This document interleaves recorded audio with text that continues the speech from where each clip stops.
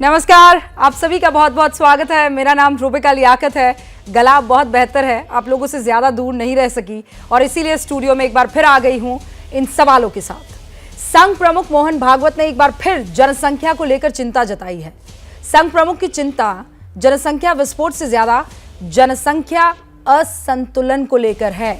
गौर कीजिएगा, जनसंख्या असंतुलन। 3 देशों ईस्ट तिमोर, साउथ सूडान और कोसोवा का उदाहरण देकर मोहन भागवत ने बकायदा ये बताया है कि अगर जनसंख्या में असंतुलन की स्थिति पैदा होती है तो, इनफैक्ट एक सेकंड रोक रही हूँ आपको, ये भारत की आबादी है और जब मैं आपसे बात कर रही हूँ तो ये लाइव आंकड़ा आप देख रहे हैं। आखिरी में जाऊँगी मैं, बहुत अच्छी नहीं है मेरी गणित, लेकिन 610, 611 मैं एक एक शब्द बोलती चली जा रही हूँ और जैसे जैसे शब्द निकल रहे हैं हिंदुस्तान में वैसे वैसे बच्चा जो है वो पैदा हो रहा है। ये अभी स्थिति है हिंदुस्तान की। अगर जनसंख्या में असंतुलन की स्थिति होती है तो देश टूट जाते हैं। ये कोई और नहीं, ये मोहन भागवत कह रहे थे। देश का बंटवारा उस आधार पर भी हो जाता है और इसीलिए जनसंख्या को लेकर एक समग्र नीति बननी चाहिए जिसको हर धर्म के लोग माने। लेकिन मोहन भागवत ने यह भी साफ किया कि जनसंख्या बढ़ोतरी के लिए सिर्फ ज्यादा बच्चे होना जिम्मेदार नहीं है, बल्कि जनसंख्या बढ़ोतरी के पीछे, गौर फरमाइए, जोर जबरदस्ती, छल कपट और लालच देकर धर्म परिवर्तन ज्यादा जिम्मेदार है। इसी तरह विदेशी घुसपैठ भी धार्मिक असंतुलन के लिए जिम्मेदार है। भागवत के इस बयान पर असद ओवैसी आ गया है और सवाल पूछ रहे हैं, परेशान होकर सवाल पूछ रहे हैं कि जब सबका डीएनए एक है तो असंतुलन कहाँ है। लेकिन क्या इंडोनेशिया, सूडान, सर्बिया, यहाँ तक कि भारत ने भी जनसंख्या असंतुलन की वजह से विभाजन का सामना नहीं किया है क्या? आप जवाब दीजिए। सवाल यह है कि जब जनसंख्या नीति हर धर्म, हर समुदाय पर समान रूप से लागू होगी तो ओवैसी क्यों परेशान हो रहे हैं? ऐसा तो है नहीं कि मुसलमान पर लागू होगी और हिंदुओं पर नहीं होगी, या हिंदुओं पर होगी और क्रिश्चियंस पर नहीं होगी। क्या वो मुसलमानों के बीच डर नहीं फैला रहे हैं? सवाल ये भी है कि जनसंख्या असंतुलन के लिए जिम्मेदार कौन है? आज की हुंकार हमारी इसी सवाल के इर्द गिर्द है। जो खास मेहमान हमारे साथ जुड़ चुके हैं उनसे आपका मैं तारुफ करवाने से पहले एक बार फिर से, मैं जब आपसे बातचीत कर रही थी तब मुझे पता आंकड़ा आखिर वाला जो था वो 609 के आसपास था। बात करते करते 662 पहुंच गया है। ये हिंदुस्तान की आबादी लगातार बढ़ रही है। फिर कह रही हूँ, जनसंख्या विस्फोट तो एक समस्या है ही, लेकिन जनसंख्या जो असंतुलित हो जाती है, क्या वो एक बड़ी समस्या हो सकती है कि नहीं? आज इसी पर हुंकार है। अश्विनी उपाध्याय साहब हमारे साथ अब से कुछ ही देर में जुड़ने वाले हैं। सुप्रीम कोर्ट में वकालत करते हैं। वारिस पठान साहब जुड़ चुके हैं, AIMIM के प्रवक्ता हैं। शुभ रास्ता भी जुड़ेंगे हमारे साथ, राजनीतिक विश्लेषक है। तस्लीम रहमानी साहब अरसे बाद हमारे साथ जुड़े, अध्यक्ष है MPCI के। स्वागत है तस्लीम रहमानी साहब आपका। अब निजेश अवस्थी जी स्टूडियो में यहाँ पर पधारे हैं, प्रोफेसर हैं दिल्ली यूनिवर्सिटी में। स्वागत है सर आपका। तौसीफ खान साहब का मैं इंतज़ार कर रही हूँ, वो भी हमारे साथ जुड़ जाएंगे। वारिस साहब, शुरुआत आपसे कर रही हूँ। किस बात का खौफ, अगर मान लीजिए जनसंख्या में असंतुलन या इम्बैलेंस आता है, ये बात हमने सूडान में भी देखी है, साउथ सूडान में, हमने तिमोर में भी देखी है, जो इंडोनेशिया से अलग हुआ और यहाँ पर किसी एक धर्म को लेकर नहीं था। अगर आप मुसलमानों की पैरोकारी करें तो यहाँ पर क्रिश्चियनिटी भी इतना ही बड़ा खतरा हो गया था। वारिस साहब, आवाज़ नहीं आ रही है शायद।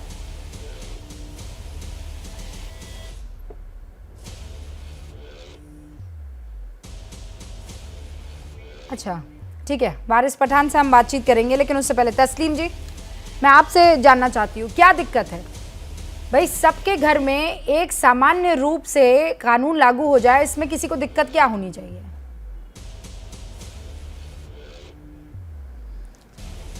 रूबिका जी आदाब। बहुत दबाने के बाद आपसे जो गुफ्तगू का नियाज हासिल हो रहा है वर्चुअली, बहुत शुक्रिया जी रहमानी। मैं ये अर्ज़ करना चाहता हूँ, पॉपुलेशन कंट्रोल को लेके हमने कभी भी हमने तो कभी एतराज़ किया नहीं है।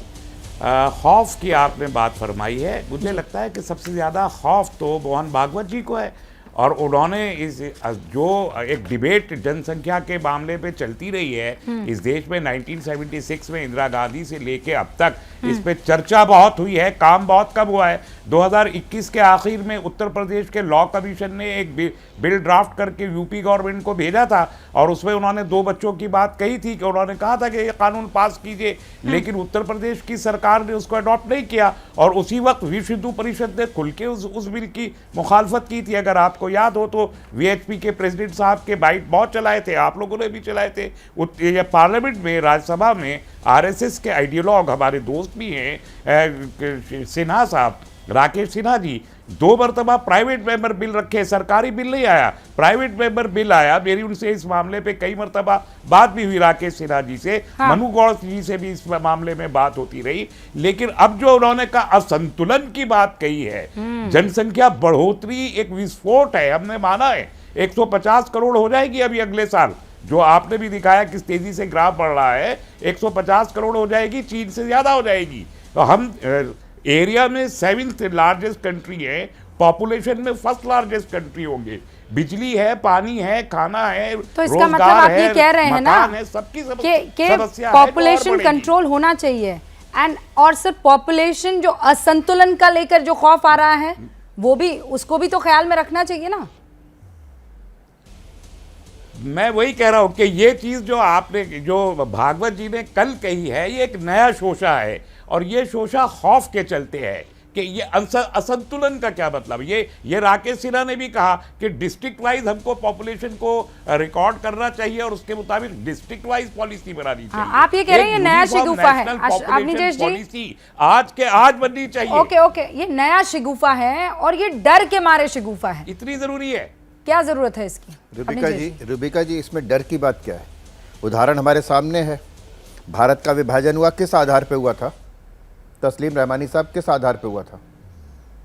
इसी आधार पे हुआ था। और जो जो एरिया जहां पर मुस्लिम बहुसंख्यक थे उनको अलग देश बनाया गया, पाकिस्तान बनाया गया, पूर्वी और पाकिस्तान, धर्म के आधार पे हुआ। इसमें तो कहीं कोई आपको कोई आपत्ति नहीं है, इसमें तो कोई फैक्ट चेक नहीं करेंगे ना आप, यही सच है। आज मोहन भागवत जी ने यानी कि कल जो कहा है उसमें यही तो कहा है उन्होंने कि धर्मांतरण के कारण सिर्फ जनसंख्या विस्फोट सिर्फ बर्थ रेट की वजह से नहीं, घुसपैठियों की वजह से भी और धर्मांतरण की वजह से भी, लगातार धर्मांतरण, और धर्मांतरण सिर्फ मुस्लिम नहीं है, क्रिश्चियंस ईसाई धर्मांतरण भी हो रहा है, उसकी वजह से डेमोग्राफिक चेंज हुआ है कि नहीं हुआ? अगर आप कहते हैं नहीं तो मैं उदाहरण देके बताऊंगा। पूरे देश में ईसाइयों की जो बर्थ रेट है उससे और कुछ ज़िलों में जो आदिवासी, खास तौर से आदिवासी ज़िले हैं, वहाँ पर एकदम शूटअप क्यों करती है? इसका मतलब धर्मांतरण होता है। यही हाल मैं कह सकता हूँ कि जो जितने बॉर्डर एरिया हैं जहाँ पर घुसपैठ होती है, वहाँ पर जिस तरीके से डेमोग्राफिक चेंज हो रहा है उसको स्वीकार करिए ना तस्लीम अहमद रहमानी साहब। आप तो वतन के साथ हैं, आप तो मुल्क के साथ हैं ना, तो आप मुसलमानों का भला इसको धर्म की दृष्टि से मत देखिए, आप भारतवर्ष की दृष्टि से देखिए। और जब आप भारतवर्ष की दृष्टि से देखेंगे, हिंदुस्तान के मुसलमानों की दृष्टि से देखेंगे जो लगातार पीछे हैं, अगर आप ये बताइए कि आप अगर मुसलमान स्वयं बढ़ चढ़ करके इस बात में हिस्सा लेते हैं कि डेमोग्राफिक बढ़ाने से हमारी कोई आर्थिक, सामाजिक, सांस्कृतिक स्थिति कोई बेहतर होने वाली नहीं है, अगर इस बात को स्वीकार लें तो ये डेमोग्राफिक विस्फोट जो है, जो असंतुलन है वो नहीं होगा। देश इससे कहीं मुसलमानों का बुरा होने वाला नहीं है रहमानी साहब। नहीं तो ये डर फैला कौन रहा है, मैं तो यही नहीं समझ ये तो रहमानी साहब ने अभी कहा, वारिस पठान साहब हैं, ओवैसी साहब हैं, अभी तक अपनी बात रखी नहीं, जरा सुन लेते हैं। वारिस पठान को आवाज पहुंच रही है क्या? हाँ वारिस भाई, ये डर कौन फैला रहा है? अभी पहुंच रही है आवाज रुबिका जी आपकी। ये डर कौन फैला रहा है भाई? पॉपुलेशन कंट्रोल तो आप भी चाहेंगे कि होना चाहिए? देखिए, मोहन भागवत पहले बोलते हैं हिंदू मुसलमानों का डीएनए सेम है, अब बोलते हैं कि डेमोग्राफिक इम्बैलेंस हो रहा है। तो मैं पूछना चाहूंगा कि फर्टिलिटी रेट तो नीचे चला गया है सबका, चाहे हमारे हिंदू भाई हो, मुसलमान भाई हो, तो फिर किस तरह से ये तो डर और वहम तो ये फैला रहे हैं ना। पॉपुलर डेमोग्राफिक इम्बैलेंस किस तरह का हो रहा है जब फर्टिलिटी रेट नॉर्मल हो रहा है। और यही नहीं, 2019 में भाजपा के राज्यसभा के एमपी ने एक प्राइवेट मेंबर्स बिल इंट्रोड्यूस किया था पार्लियामेंट के अंदर, पॉपुलेशन कंट्रोल बिल लाने के लिए। तो वहीं पर मनसुख मंडाविया जो मिनिस्टर थे सरकार के, उन्होंने खड़े होकर कहा कि बिल लाने की कोई जरूरत नहीं है, पॉपुलेशन पूरी तरह से कंट्रोल के अंदर है, इसकी कोई आवश्यकता नहीं है। सुप्रीम कोर्ट के अंदर एक मैटर चला था, मैटर में गवर्नमेंट ने एफिडेविट फाइल किया, एफिडेविट में कहा कि यहां पर पॉपुलेशन सबका बराबर चल रहा है, कोई घबराने की जरूरत नहीं है और हमको इस तरह का कानून कायदा लाने की जरूरत नहीं है। हाँ। तो फिर क्यों ये मैं इस तरह की बात करना चाहते हैं। और यही मोहन भगवत थे, 2016 का उनका ट्वीट अभी अभी देखिए सब जगह वायरल है। उनने कहा था कौन से कानून के तहत हिंदुओं को पॉपुलेशन बढ़ाने से रोका जा सकता है, हम बढ़ा सकते हैं पॉपुलेशन। उनका ट्वीट है, सब तरफ वायरल है वो भी। तो किस तरह की ये भाषा का उपयोग कर रहे हैं, तो ये फैला रहे हैं डर, fear mongering, dog whistle politics, क्योंकि इनके पास कोई मुद्दे नहीं बचे। अभी आप मुझे बताइए, 1992 से 2015 का सबके पास डेटा है, डेटा बताता है फर्टिलिटी रेट नीचे चला गया, तो किसका पॉपुलेशन बढ़ रहा है। मगर इनकी निगाहें कहीं पर है, निशाना कहीं पर है, निशाना एक ही जगह पर है, मुसलमानों को किसी भी तरह इनको परेशान करना है। मोहन भगवत ने 1 घंटे की वहां पे स्पीच दी, रूबिका जी थोड़ी बात को आगे लेकर चलते हुए बता रहा हूं मैं आपको। वहां पर एक महिला, देश की सर्वश्रेष्ठ महिला है जो माउंट एवरेस्ट को भी चढ़ चुकी है, वो भी मौजूद थी। उन्होंने बात करी, मोहन भगवत ने महिलाओं के सम्मान की, आत्मसम्मान की। तो मैं पूछना चाहूंगा, क्या मोहन भगवत जी आपको पता नहीं है कि गुजरात में हमारी देश की एक महिला बिल्किस बानो है जिसके साथ बलात्कार हुआ, उसकी मां के साथ बलात्कार हुआ, उसकी बहन के साथ बलात्कार हुआ, उनका कत्ल कर दिया गया, उसकी बेटी को 3 साल की बच्ची का सर फोड़ दिया, पत्थर से उसको मार दिया गया। और वो बेटी के जो कातिल दरिंदे, आज उनको भाजपा सरकार ने 15 अगस्त के दिन, जिस दिन मोदी लाल किले से चिल्ला रहे थे नारी सम्मान की बात करे, तो उसी दिन भाजपा की सरकार ने गुजरात में उनको छोड़ दिया उन दरिंदों को। तो आपने उसका कंडेमनेशन क्यों नहीं किया? क्या उनकी जगह खुली फिजाओं में या जेल की सलाखों के पीछे? तो मोहन भगवत को सारी बातें करना चाहिए था, मगर विदाउट फैक्ट लिए पॉपुलेशन के ऊपर बात करने का उनको कोई अधिकार नहीं है। वो ना देश के प्रधानमंत्री है, ना इलेक्टेड मेंबर है कहीं कहीं। ओके वारिस भाई, आपने कुछ 5-6 पॉइंट्स यहाँ पर रखे हैं, लेकिन मैं सबसे पहले पॉइंट पर जाती हूँ। आप ये कह रहे हैं कि मोहन भागवत अगर ये कहते हैं कि हम सबका डीएनए एक है, तो फिर किसी तरह का कोई पॉपुलेशन इम्बैलेंस हो ही कैसे सकता है? तो आप ये मानते हैं कि हम सबका डीएनए एक है? बिल्कुल। आपके जो पुरखे हैं वो सनातन धर्मी थे? मोहन भगवत ने बोला ना। आप मानते हैं कि नहीं? आप कोट कर रहे हैं। नहीं, मोहन भगवत ने बोला। सवाल तो उन्हीं को करना चाहिए। नहीं, मोहन भागवत ने बोला। रूबिका जी, ये सवाल आपको मोहन भगवत से करना चाहिए कि आपने ऐसा क्यों कहा था कि मुसलमानों का और हिंदुओं का डीएनए एक है। और वो मैं तो उनकी बात की क्या बात कर रहा हूँ, वो ये बात मानते हैं, पर चूंकि आप एंडोर्स कर रहे हैं, तो आप ये बात मानते हैं कि आपके पुरखे जो हैं वो सनातनी थे, आपका डीएनए उन पुरखों से मिलता हुआ है, हाँ कि ना? देखिए रूबिका जी, मेरा तो मानना है, जब से पैदा हुआ था तब से यही बात मैंने सुनी है और माना भी है कि हमारे अब्बा का नाम था आदम अलैहिस्सलाम और हमारी माँ का नाम हव्वा। सबसे पहले दुनिया में आदम अलैहिस्सलाम आए और मैं आदम अलैहिस्सलाम का वंश हूं। मेरा तो ये मानना है, आपका मानना अलग है तो वो मुझे नहीं पता, लेकिन मेरा ये मानना है जो मुझे सिखाया गया है बचपन से। हजरत आदम अलैहिस्सलाम, हजरत आदम की औलाद, वहां से आ रहे हम बस। हाँ, तो आपने तो किताबों में पढ़ा होगा ना, आदम अलैहिस्सलाम ने सबसे हिंदुस्तान में पहले पैर कहाँ रखा? हिंदुस्तान में। हाँ, हिंदुस्तान में। तो फिर ऐसा कैसे? हिंदुस्तान में, इसीलिए मैं कहता हूँ हिंदुस्तान हमारे बाप की जागीर है। तो मैं बोलता हूँ ना, ठीक है, आपके बाप की जागीर है। हिंदुस्तान पे मेरा ज्यादा अधिकार है क्योंकि मैं तो 1947 में जिन्ना की 2 नेशन, ठीक है, बहुत बढ़िया। तो आदम अलैहिस्सलाम क्या मुसलमान थे? आपको क्या पता क्या थे आदम अलैहिस्सलाम? आप मुझे बताइए ना, मैं तो सवाल पूछ रही हूँ। आप बताइए, माँ हव्वा क्या थी? पता है, मुझे तो ये पता है। माँ हव्वा क्या थी? माँ हव्वा क्या थी? आदम अलैहिस्सलाम क्या थे? मुझे बताइए ना, वो मुसलमान थे क्या? माँ हव्वा क्या थी? भाई इस्लाम तो आदम अलैहिस्सलाम लेकर नहीं आए ना। बता रहा हूँ, नहीं, कौन लाया इस्लाम? कौन लेकर आया? आपको क्या लगता है? इस्लाम तो 1400 साल पहले आया। इस्लाम तो कौन लेकर आया? इस्लाम तो हुजूर मोहम्मद मुस्तफा सल्लल्लाहु अलैहि वसल्लम ने लेके आया। मगर मेरा तो मानना ये ना कि आदम अलैहिस्सलाम है ना, आप बोलते हो कि सनातन धर्म था। हाँ, तो मेरा मानना है कि आदम अलैहिस्सलाम लेके आए, हुजूर पाक सल्लल्लाहु अलैहि वसल्लम। एक नाम आता है मनु का, तो फिर कुल मिलाकर आपके वंशज वही हुए ना, घूम फिर के आप वहां पहुंच गए ना। जो बात मोहन भागवत कहते हैं, पहुंचे ना आप वहां के? नहीं पहुंचे। कैसे वंशज हुए? कैसे वंशज हुए? नहीं, कभी हमको बना दिया जाता है मुगलों का वंशज, कभी हमको सनातनी वंशज। अरे बना मुगल दिया जाता कहाँ है। आदम हमको अलैहिस्सलाम पहले के आगे decide जुड़े हैं? करना वो तो पड़ेगा आपको कि हम अरे किसके वो तो वंशज हैं। लुटेरे थे, वो आए थे, वो बात तो बिल्कुल अलग आपको हो गई नहीं, ना। ये लोग बता रहे सनातन धर्म वारिस वाले भाई, रोज आज हमको हमने बोलते यहाँ हैं। बैठकर थोड़ा रोज हमको- लॉजिकली अभी देखो चीजें बैठे हुए यहाँ डिस्कस पे आपके की चैनल है। पे बोलेंगे मैंने ये मुगल कोई के जवाब वंशज नहीं है। दिया, सारा ये जवाब मुगल के आपने वंशज दिया है, ये वारिस इसके भाई। वंशज है। मैंने सिर्फ सवाल पूछा था, आपने कहा आप आदम अलैहिस्सलाम की औलाद हाँ। हैं, मैं भी अपने आप को आदम अलैहिस्सलाम की औलाद मानती हूँ। आपने कहा, मैंने सवाल पूछा आदम अलैहिस्सलाम कहाँ उन्होंने बिल्कुल, सबसे very पहले good, पैर very रखा, आपने कहा कि उन्होंने हिंदुस्तान में रखा। फिर मैंने पूछा आदम अलैहिस्सलाम क्या मुसलमान थे, आपके पास उसका जवाब नहीं था। आपने कहा सल्लल्लाहु अलैहि वसल्लम हुजूर हमारे आका वो इस्लाम लेकर आए, यानी आदम अलैहिस्सलाम मुसलमान नहीं, आपने थे। सवाल नहीं तो किया, फिर नहीं, आपके आपने पूर्वज सवाल जो ऐसा है नहीं किया, वो आपने मुसलमान सवाल नहीं को थे। दो टुकड़े में मैंने बांटा। मैंने आपने कहा लॉजिकली इस्लाम आपसे कब से पूछा। आया? अब मैंने हम कहा इस्लाम पर 1400 चर्चा नहीं कर रहे साल मगर आदम हैं। मैं अलैहिस्सलाम कुछ जो सवाल आए का थे, जवाब मांग रही वो तो थी, आपने इस्लाम दे की दिया। अल्लाह यू आर अ सुब्हानहू तआला की वकील, तरफ से भेजे आप हुए एक एडवोकेट prophet थे वो भी। हैं। मैंने सवाल पूछा, आदम आपने जवाब अलैहिस्सलाम दिया। अल्लाह बढ़िया, सुब्हानहू तआला की तरफ से भेजे हुए सबसे परफेक्ट, पहले प्रॉफिट परफेक्ट बाद सर, में बहुत सारे परफेक्ट। प्रॉफिट आए। लेकिन सवालों का जवाब जो आपने दिया वो बात खत्म हो गया। अब मैं आगे बढ़ रही हूँ, मैं आगे बढ़ रही हूँ सर। मैं अब पॉपुलेशन कंट्रोल पर आ जाती हूँ। कुछ सवाल बेसिक थे, उसका जवाब आपने दे दिया है। अश्विनी उपाध्याय, अब मुझे सवाल का जवाब चाहिए कि पॉपुलेशन कंट्रोल, पॉपुलेशन इम्बैलेंस, इसका इलाज क्या है, सोल्यूशन क्या है? देखिए रूबिका जी, पॉपुलेशन कंट्रोल भी जरूरी है और पॉपुलेशन इम्बैलेंस को रोकना भी जरूरी है।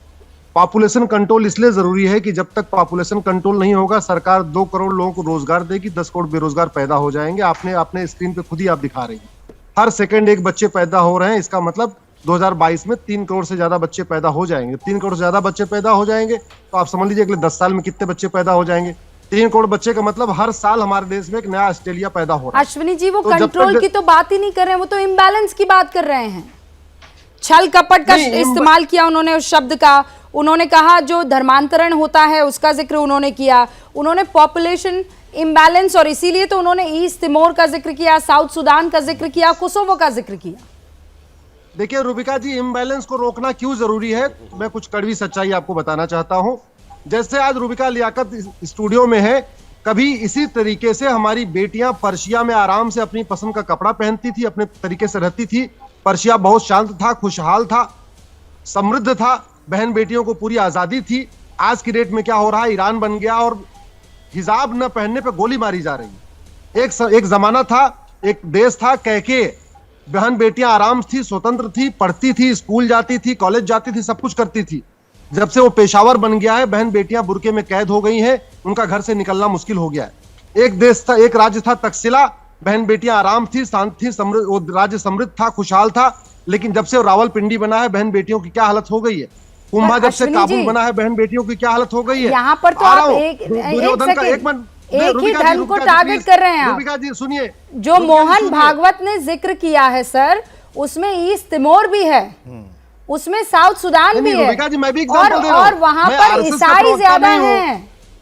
नहीं, मैं आपको रूबिका जी, याद मैं दिला RSS दूं, का वहां प्रवक्ता पर नहीं मुसलमान हूं। नहीं है, मैं वहां तो पर अपनी ईसाई बात कह ज्यादा रहा है। हूं, क्योंकि मेरी ही PIL पे सोमवार को सुप्रीम कोर्ट में सुनवाई है। अभी 10 अक्टूबर को सोमवार को सुप्रीम कोर्ट में मेरे PIL पे फिर से सुनवाई है। इसलिए मैं जो बात बता रहा हूं वो मेरे अपनी रिसर्च है। तो मैं ये कह रहा हूं, पॉपुलेशन कंट्रोल इसलिए जरूरी है कि गरीबी कम होगी, भूखमरी कम होगी, कुपोषण कम होगा, एयर पोल्यूशन कम होगा, वाटर पोल्यूशन कम होगा, नॉइज पोल्यूशन कम होगा, करप्शन कम होगा, क्राइम कम होगा। और इम्बैलेंस इसलिए रोकना जरूरी है कि बहन बेटियों को कल को बुरके में कैद ना होना पड़े। बहन बेटियां ऐसे रहे जैसे आज रूबिका लियाकत है, ऐसे रूबिका लियाकत की आने वाली जनरेशन 25 साल भी आराम से रहे। ऐसा ना हो कि आज रूबिका लियाकत आराम से रह रही हैं, 25 साल के बाद रूबिका लियाकत की जो नेक्स्ट जनरेशन आए उसको दिक्कत आ जाए। जैसे हमारी आप अफगानिस्तान में क्या हो रहा है, गंधार इतना शांत था, समृद्ध था। अरे भाई अश्विनी दुर्योधन जी, का मैंने ननिहाल आपकी था, बात सुन रानी ली, गांधारी वहां से आई थी, पर आराम से पूरा। पर मोहन भागवत तो खाली मुसलमानों का जिक्र नहीं कर रहे हैं ना। हिंदुस्तान का मुसलमान तो थोड़ा अलहदा सोचता है। मेरी दादी ने, मेरी परदादी ने बुर्का थोड़ी कभी पहना था। आपको मेरी आपको दादी उसका- तो अच्छा, साड़ी पहनती थी, साड़ी के ऊपर चादर लपेटती थी, और ऐसा उत्तर प्रदेश की खूब सारी दादियों ने किया है, ऐसा नॉर्थ इंडिया की बहुत सारी दादियों परदादियों ने किया है। मैं आपके एक बिंदु से सहमत हो सकती हूँ, लेकिन कंप्लीटली मैं सहमत नहीं हूँ। आप मुझे नहीं, बस रूबिका- एक नहीं, चीज बता रूबिका जी। दीजिए, असंतुलन से हाँ। मतलब आपका यही है, सिर्फ और सिर्फ मुसलमान? और एंड व्हाट नहीं। About Christianity Ashwini ji? नहीं, असंतुलन से होगा क्या? देखिए, पिछले साल एक व्यक्ति ने शिवलिंग को फवारा कहा, उसके प्रतिक्रिया में नूपुर शर्मा ने कुछ और कहा। जिसने शिवलिंग को फवारा बोला, आज वो एबीपी न्यूज के स्टूडियो में बैठ के बहस कर रहा है, और जिसने उसके रिएक्शन में कुछ बोला, आज वो अश्विनी जी, गुमनाम आप जिंदगी जी ये रही है। मामला हिंदू आज वो मुसलमान करना चाह रहे हैं, आप तो ऐसा कभी नहीं करते हैं। मैं पॉपुलेशन कंट्रोल की, पॉपुलेशन इम्बैलेंस की बात कर रही हूँ, आप मामला कहीं और ले। तस्लीम साहब प्लीज, आप हिंदू मुसलमान में कुछ ना बोलिएगा, बिल्कुल ना बोलिएगा। मैं आपको यहाँ तो अलाउ नहीं करूंगी, माहौल बहुत आगे ले जाते हैं आप, मैं नहीं करूंगी ये काम। शिवलिंग को फवारा तस्लीम कहने रहमानी वाला साहब, आप डिबेट में बिल्कुल बैठा नहीं हुआ है। बोलेंगे। और उसके रिएक्शन में नहीं, आप बिल्कुल नहीं बोलेंगे। बोलने वाली मैं नूपुर आगे बढ़ रही हूँ, आज नहीं नहीं गुमनाम चलेंगे जिंदगी है। प्लीज। ये अंतर है। आप सबको मैं बोला हिंदुस्तान से हूँ, मोहब्बत है ना, पॉपुलेशन का। आप सबको हिंदुस्तान से नहीं, मोहब्बत आप है ना। बताइए, मैं बोला हूँ या तस्लीम- ये बोले? नहीं, कोई नहीं मैंने बोल तो रहा है। काउंटर भी नहीं किया अभी आप तक इनको। कीजिएगा भी मत, आप कीजिएगा भी मत, बिल्कुल मत मैंने तो कीजिएगा। काउंटर भी नहीं किया। तस्लीम रहमानी साहब बिल्कुल मत कीजिएगा। अश्विनी उपाध्याय साहब, हम सिर्फ और और सिर्फ आप यहाँ पर कीजिए, लॉजिक पर मेरी बात तरफ से करेंगे। आप कीजिए, मैं नहीं, अब आपसे रुक कह रहा हूं। जाइए, नहीं आप आप अभी रुक कीजिए। जाइए। मैंने कर दिया सर, जितना मुझे करना था, जहां मुझे बढ़िया लगा, बेहतर लगा, मैंने कर लिया है। लेकिन कुछ एक बिंदु है जिस पर हमें फिक्र करनी जरूरी है, और इसमें कोई दो राय नहीं है, इसमें कोई धर्म की बात नहीं आती है।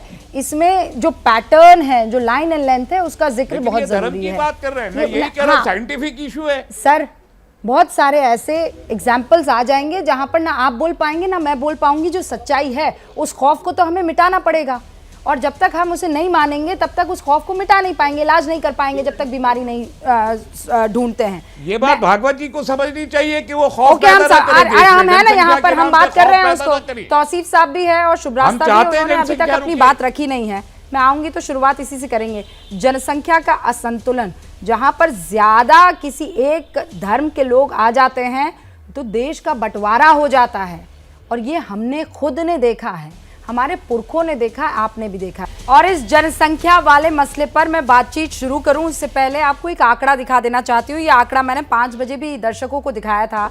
दो अलग अलग चीजें ध्यान रखिएगा, एक तो जनसंख्या विस्फोट और दूसरा जनसंख्या असंतुलन, इम्बैलेंस, यानी वहाँ की जो मूल पॉपुलेशन होती है उससे अलहदा किसी पॉपुलेशन का उस मूल पॉपुलेशन से बढ़ जाना, वो इम्बैलेंस होता है। और इसमें कई राष्ट्र जो है वो टूटे हैं।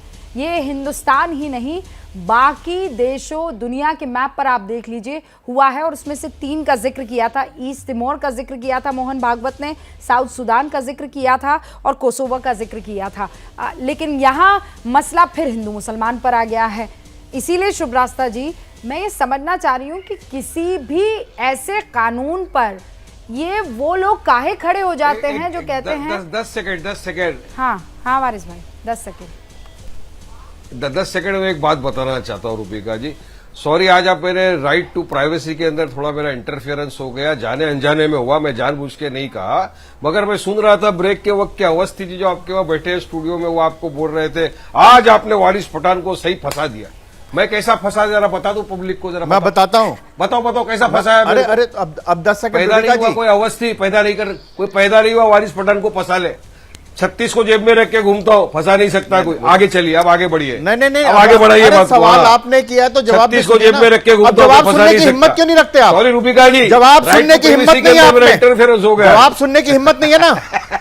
10 सेकंड 15 मिनट, बस यही है ना आपका।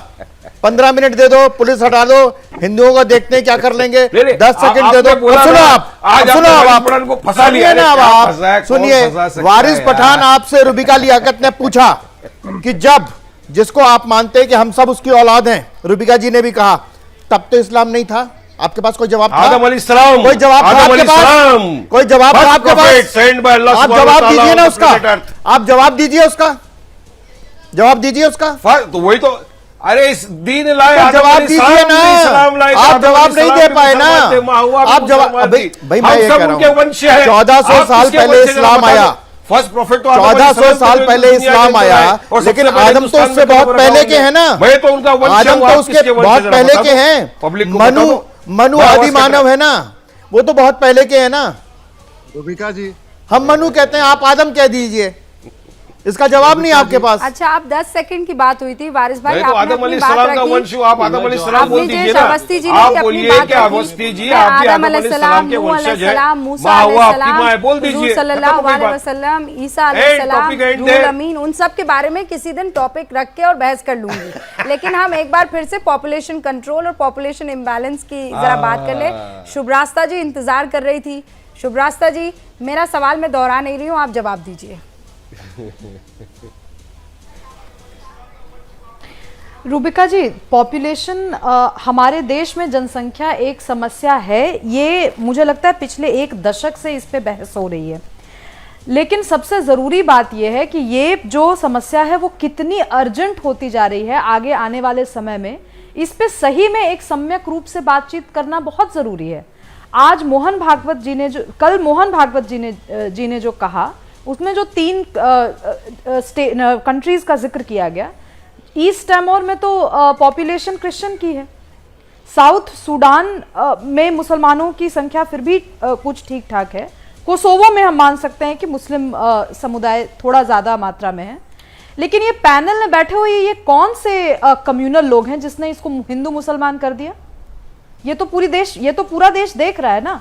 कहने को लोग बहुत बड़े बड़े ऑर्गेनाइजेशंस को रिप्रेजेंट करते हैं, लेकिन बात वही करते हैं, बिल्कुल ही कम्युनल। बात यहां पर पॉपुलेशन एक्सप्लोजन और पॉपुलेशन कंट्रोल की जा रही है, और ये बात कहां हिंदू मुसलमान करके ले जा रहे हैं। और जब हिंदू मुसलमान कर ही रहे हैं तो इनको एक डेटा पॉइंट मैं दे देती हूं। जो बॉर्डर स्टेट्स हैं इंडिया के, वहां जाकर के देखिए, बॉर्डर स्टेट्स के डिस्ट्रिक्ट्स में जिस तरीके से पॉपुलेशन चेंज हुआ है, डेमोग्राफी चेंज हुई है, वो सीधा सीधा मामला पॉपुलेशन एक्सप्लोजन का, और ये इनऑर्गेनिक ग्रोथ है। ये जबरदस्ती लठैती से एक गांव बसाने की बात है, और वो मुसलमानों के गांव हैं। इससे तो ये मुंह नहीं मोड़ सकते। अगर थोड़ी सी भी इनको जानकारी होगी बॉर्डर स्टेट्स की, यही जो एक कम्युनल व्यक्ति हैं जिन्होंने शिवलिंग को फव्वारा कहा, आपके चैनल पे बैठे हैं, उनसे पूछिए, उनको तो ग्राउंड की नॉलेज होगी ना, बहुत बड़े पुरोधा बनते हैं, बहुत बड़े ऑर्गेनाइजेशन के सदस्य हैं, पूछिए उनसे, क्या वहां पर पॉपुलेशन एक्सप्लोजन की बात नहीं होनी चाहिए? बात सिंपल सी है। असम में जो रेगुलेशंस आए, मुझे लगता है काफी सेक्युलर रेगुलेशंस आए। गवर्नमेंट जॉब में आप अप्लाई ही नहीं कर सकते अगर आपके पास 2 बच्चों से ज्यादा है। एक प्रामाणिक और सेक्युलर पॉलिसी है, इसमें किसी को क्यों दिक्कत होनी चाहिए? हिंदू हो या मुसलमान हो, आपको बहुत ज्यादा बच्चे अगर पैदा करने, चाहे किसी भी कारण से करने हो, आप सरकार के ऊपर निर्भर रहना छोड़ दीजिए, सरकारी नौकरी करना छोड़ दीजिए। इस तरीके की पॉलिसीज, मैं नहीं कह रही कि यही पॉलिसी और ये पॉलिसी देश में सर्वव्यापी तरीके से लागू की जाए, लेकिन इस तरीके के इनोवेटिव कैंपेन्स, इस तरीके के इनोवेटिव बिल्स पार्लियामेंट में अब लाने होंगे। हमारे एमपीज जो वहां जा करके अभी पार्लियामेंट में मोस्ट ऑफ द टाइम या तो हाउस डिस्टर्ब रहता है, या डिस्ट्रप्शन का एजेंडा वापस लाने में ज्यादा से ज्यादा टाइम वेस्ट होता है। इसके अलावा इन मुद्दों पर बात करना जरूरी है, क्योंकि संसाधन लिमिटेड है हमारे पास, तस्लीम साहब, और उन संसाधनों पर हक किसका हो, कैसे हो, इस पे चर्चा तो होनी चाहिए। शुभरास्ता जो बात कह रही है ना रूबिका जी, हाँ, तस्लीम साहब, तो मैं स्क्रीन पर लॉफुल हूँ वक्त लेने के लिए। सुनिए तस्लीम साहब, स्क्रीन पर अभी आप ही दिखाई दे रहे हैं। आप ये बात अच्छे से जानते हैं कि मैं इन चीज़ों में बहुत अनबायस्ड हूँ। मेरा बायस हिंदुस्तान को लेकर आता है, बाकी किसी मसले को लेकर नहीं आता है। जो हिंदुस्तान के खिलाफ, फिर मैं उसको ना वक्त दूंगी ना कुछ दूंगी। लेकिन इस मामले में आप ही स्क्रीन पर दिख रहे हैं और शुभरास्ता ही स्क्रीन पर दिख रही है, पहली बात। दूसरी बात, सर जब शुभरास्ता ये बातें बोल रही थी तब मेरे जहन में एक बात आ रही थी कि सच में वो जो बॉर्डरिंग स्टेट है, मैं क्यों अपने बच्चे का हक वो बॉर्डर के पार से आ रहे किसी मुसलमान को दूंगी? सिर्फ इसलिए क्योंकि वो मुसलमान है? या आप अपने बच्चे का हक सिर्फ उसको इसलिए देंगे क्योंकि वो बॉर्डरिंग स्टेट से उस पार जो है वो मुसलमान है? क्यों दूं? मैं अपने बच्चे का हक, मेरा बच्चा इस जमीन की पैदाइश है, मैं उसे उसका हक किसी और को क्यों दूं? महज इसलिए क्योंकि वो मुसलमान है? क्यों सर? देखिए रूबिका जी, पता नहीं ये पूरे के पूरा आधा घंटा गुजर गया इस डिबेट को। पॉपुलेशन कंट्रोल और एज सच वर्ड पॉपुलेशन, ये अपने आप में एक इशू है। आप कह रही हैं कि 10 साल से डिस्कस हो रहा है। सुभाष जी ने कहा, मैंने तो पहले ही कहा 76 से चल रहा है, 10 साल नहीं 50 होने को आ रहे है ना। तो ये तब से रिजॉल्व नहीं हुआ। पॉपुलेशन एज सच एक बहुत ही साइंटिफिक एंड सोशल टॉपिक है, उसको उसी लेवल पे बात करनी चाहिए, ये मैंने बैठते ही कहा। लेकिन जिस अंदाज से इस पूरी डिबेट को कम्युनलाइज करने की कोशिश की गई है और इसके फर्स्ट सेगमेंट में, वो बहुत ही अफसोसनाक है। अब अगर हम पॉपुलेशन इशू को डेमोग्राफी के साथ में इसको मिक्स करना चाहते हैं तो हम तो इस इशू की जान ही निकाल देंगे। और फिर ये सवाल पैदा होगा कि जब मैंने कहा कि उत्तर प्रदेश में बिल आया, क्यों जान निकलेगी? लॉ कमीशन ऑफ यूपी ने दिया, क्या हशर हुआ और किसने उसको रोका? क्यों राज्यसभा के एक मेंबर को, बीजेपी के ही एक मेंबर को, जो आपने शुभ रास्ता के और मेरे सवाल का जवाब नहीं दिया और वो लैप्स हो आप जाता है, उसे काउंटर वो लैप्स कीजिए हो जाता है, ना। 2 बार लैप्स हुआ। आप उसे 2 बार पहले, लैप्स हुआ। मैं चाहती हूँ पहले आप उसे काउंटर करें। तौसीफ साहब प्लीज मुझे थोड़ा वक्त दीजिएगा, मैं आ रही हूँ आपके पास। अश्विनी जी 1 सेकंड रुक जाइए, तो मैं 30 सेकंड दे रही हूँ। तस्लीम साहब उसका जिक्र कीजिए ना जो अभी शुभ रास्ता ने कहा और जो मैंने कहा। बॉर्डरिंग स्टेट में आप नहीं देख रहे हैं कि अचानक वृद्धि हो रही है। मैंने कहा आप कहां से आ रहे हैं ये लोग? मैंने पहले ही कहा आप डेमोग्राफी के इशू को पॉपुलेशन के इशू के साथ अगर क्लब कर रहे हैं मैं तो आप करता हूं। पॉपुलेशन मैं के इसलिए issue रूबिका, की मैं जो इसलिए करता हूं। security नहीं है, जोड़ेंगे। उसे dilute करना चाहते हैं। तस्लीम Demography साहब, को आप अलग से तस्लीम साहब, अब मैं discuss आपको बता कीजिए। देता हूं। क्यों नहीं जोड़ा तस्लीम जाएगा? साहब, इसको कीजिए। ऐसा है कि आपने ओपनिंग रिमार्क दिया, ओपनिंग आपके लाइए ना, ओपनिंग डेमोक्रेसी रिमार्क के आप बाद debate मैंने कीजिए। कम्युनलाइज आप आपने किया डेमोग्राफी में और debate मैंने आप कहा ये कैसे हो सकता है? सिर्फ मुसलमानों के साथ नहीं है। जिस तरीके से कुछ जिलों में पूरे राष्ट्रीय स्तर पर जो ईसाई की जनसंख्या, ईसाइयों की जनसंख्या है, उसके बढ़ने के अनुपात में कुछ आदिवासी जिलों में जिस तरीके से बढ़ती है वो स्वाभाविक नहीं है, वो ऑर्गेनिक नहीं है। कहा तो कम्युनलाइज किसने किया? आपने किया ना। मैंने अपने ओपनिंग रिमार्क में कहा, जिक्र किया था ना, डिबेट की शुरुआत में बिल्कुल कहा कि यहाँ पर सिर्फ आपसे संबंध नहीं है। जिस तरीके से, और ये पॉपुलेशन कंट्रोल के साथ जुड़ा हुआ मसला है डेमोग्राफिक चेंज का, डेमोग्राफिक चेंज का उदाहरण दिया, डेमोग्राफिक चेंज का उदाहरण दिया दूसरे देशों से। जी 1 सेकंड तो नहीं है सर, यही है सर, ये कंट्रोवर्सी नहीं है, ये है sir. East Timor, south Sudan, अब तो आपको रटा हुआ होना चाहिए कोसोवो, ये पाकिस्तान, ये पॉपुलेशन इम्बैलेंस का ही उदाहरण है जीता जागता। तौसीफ खान साहब देखिए, आप देश के बाहर के सारे मुल्क का बात कर रहे हैं, ईरान चले गए, सूडान चले गए, पाकिस्तान चले गए, क्योंकि ये तो मुद्दा होता है कि कम्युनलाइज करने का। लेकिन भारत की बात की जानी चाहिए। नहीं, अग्निवेश जी किसी सपने में रहते होंगे, पाकिस्तान भी कभी मतलब पाकिस्तान कभी भारत नहीं था। आप पाकिस्तान ये को सपना मेरा करके आज के ये सपना है मेरा। मैडम सर, मैंने कहा पाकिस्तान भी कभी भारत ही था। जी इनको जो भी चिल्लाने चिल्ला लेंगे। चिल्लाने की बात है ये। अग्निवेश जी को जो भी चिल्लाना वो चिल्ला लेंगे। आप सपने में होंगे। अग्निवेश 1 सेकंड रुकिए। पहले तौसीफ साहब देखिए, हाँ, अग्निवेश जी, वो 10 सेकंड दीजिएगा। सर पहले पिछले 36-37 मिनट से वो इंतजार कर रहे हैं अपनी बात रखने का। तौसीफ साहब को अनइंटरप्टेड एटलीस्ट 1 मिनट तो आप रखने देंगे ना अपनी बात। हाँ तौसीफ साहब देखिए, अग्निजेश जी को पाकिस्तान से बड़ा प्यार है। अगर वो पाकिस्तान को अग्निजेश जी को नहीं पाकिस्तान से बड़ा मैंने शुरू में अवनीजेश ही बोला था शुरू में। खैर, अवनीजेश जी को पाकिस्तान से बड़ा प्यार है। अगर वो पाकिस्तान को भारत में जोड़ेंगे तो फिर तो हिंदुस्तान में मुसलमानों की और आबादी बढ़ जाएगी। तो ये बोल क्या दे, पहले उसको समझ ले। देखिए, आज हम हिंदुस्तान में बढ़ती हुई पॉपुलेशन की बात कर रहे हैं कि हमारा पॉपुलेशन कंट्रोल होना चाहिए, जो कि इंदिरा गांधी के टाइम से यह मुहिम चल रहा है।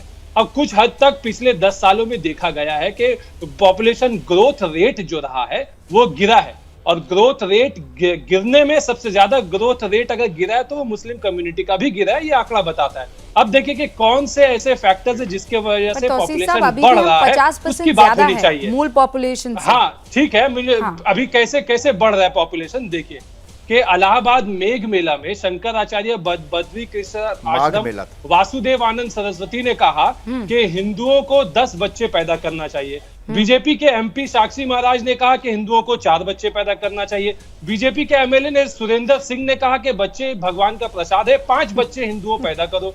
और यति सत्यदेव सरस्वती भी कह दे कि हिंदुओं को ज्यादा से ज्यादा बच्चे पैदा करना चाहिए। अब पार्लियामेंट में बात हुई कि भाई पॉपुलेशन कंट्रोल बिल आनी चाहिए, उस पे खुद इनके यूनियन हेल्थ मिनिस्ट्री ने कहा कि नहीं, हमें अभी बिल की कोई जरूरत नहीं है। तो ये जो खिचड़ी आपस में पक रहा है, जो एक तरफ मोहन भागवत जी जो ना तो डेमोग्राफी के एक्सपर्ट है, ना ही वो किसी एक्सपर्ट कमेटी को बिलोंग करते, चले उन्होंने एक बात कही कि भाई मस्जिदों में शिवलिंग ढूंढना बंद करो। ये तो उनकी बात सुनते हैं नहीं, चले जाते मस्जिद में शिवलिंग ढूंढना। मोहन भागवत जी ने कहा, अब मोहन भागवत जी कह रहे कि भाई कंट्रोल, पॉपुलेशन को कंट्रोल होने की बात होनी चाहिए। अपनी जगह थी, शिवलिंग अपनी जगह था। और सुनिए ना, उस पर हम बहस नहीं करते हैं, पर आप जो बात कह रहे हैं, मैं वो जो आपने 4 5 6 नाम जो है, 4 5 6 नाम जो है, कंट्रोल कैसे करेंगे? हाँ वही ऐसे करेंगे, सब पॉइंट पर आइए ना, आप पॉइंट पर आइए ना। हाँ पॉइंट पर आइए। अश्विनी जी, तौसीफ साहब बात तो सही कह रहे हैं, ये कैसे कंट्रोल करेंगे? अब एक जनाब जो है वो भगवा धारण करके बोल रहे हैं कि हमें 10-10 हिंदू बच्चे पैदा करने हैं, दूसरे दाढ़ी वाले मल्ला साहब बोल रहे हैं अल्लाह दे रहा है, मैं ले रहा हूँ। अरे तो फिर कैसे होगा सर? महिलाओं को बुलाइए, पॉपुलेशन एक्सपोजन पूरी तरीके से इसकी वजह से जेंडर जस्टिस, जेंडर इक्वालिटी की प्रॉब्लम खड़ी हो रही है। अल्टीमेटली फादर को बहुत ज्यादा कुछ नहीं करना होता, माँ 9 महीने पेट में माँ को रखना होता है, अगले 2-3 साल तक लालन पालन माँ को करना होता है।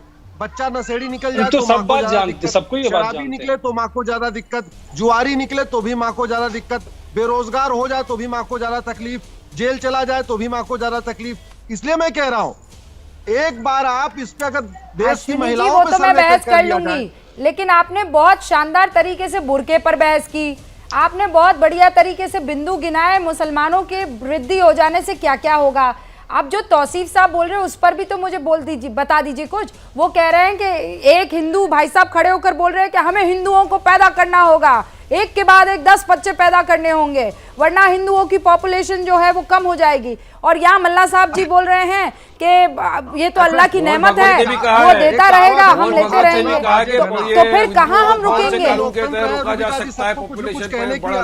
सबको अपनी बात कहने की छूट है, लेकिन सवाल यह है, जनसंख्या नियंत्रण कानून की जरूरत है। वास्तव में बहन बेटियों का स्वास्थ्य अच्छा होगा, बहन बेटियों की जिंदगी आसान होगी। हो क्या रहा है कि एक बच्चे का लालन पालन पूरा नहीं कर पाते तब तक दूसरा पेट में आ जाता है।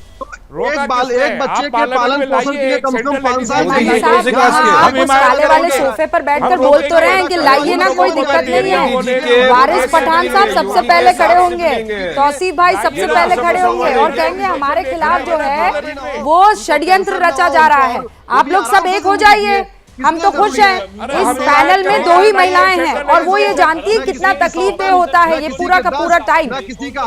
लेकिन लगातार पॉपुलेशन बढ़ती चली जाएगी और हमारी बयानबाजियां भी, तो ना देश आगे बढ़ सकेगा ना हम आगे बढ़ सकेंगे। और इसीलिए यहाँ पर किसी और चीज़ को मत देखिए, धर्म को या किसी और चीज़ को, सिर्फ हिंदुस्तान को देखिए, उसके रिसोर्सेस को देखिए और अपने बच्चों के भविष्य को देखिए। अपने आप आपको सवाल का जवाब मिल जाएगा। बहुत बहुत शुक्रिया आप सभी का हमारे साथ जुड़ने के लिए। देखते रहिए एबीपी न्यूज़, आपको रखे आगे। जैसे ही घड़ी का काटा दोपहर 2:30 पे आए, बबीता जी का दिल सास बहू साजिश के लिए मचल जाए। और ये है इनकी बहू, पूरे दिन ऑफिस की टेंशन हो जाए गॉन जब ये करें अपना फेवरेट शो फ्री टाइम पे ऑन। इनकी तरह आप भी देखें अपना फेवरेट शो अपने टाइम पर और डाउनलोड कीजिए एबीपी लाइव ऐप अपने स्मार्ट टीवी पर।